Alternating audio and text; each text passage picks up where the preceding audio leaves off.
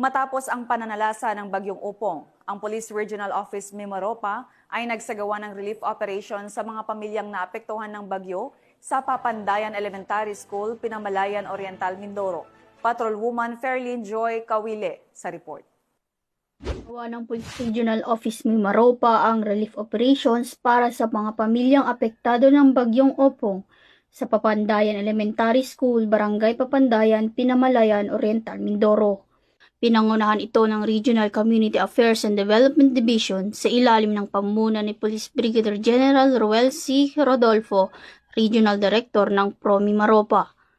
Mahigit 100 pamilya na inilikas dahil sa matinding pinsala ng bagyo ang tumanggap ng relief packs.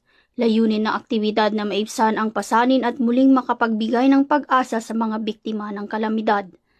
Naging posible ang aktibidad dahil sa pagtutulungan ng Oriental Mindoro Police Provincial Office, Pinamalayan Municipal Police Station at ng Regional Mobile Force Battalion.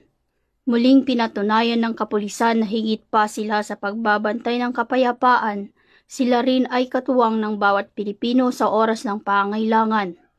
Isang makabuluhang hakbang ng PRO Mimaropa na patunay, ang serbisyo ng pulis ay hindi lamang sa pagbibigay proteksyon, kundi sa pagbibigay din ng malasakit at pag-asa.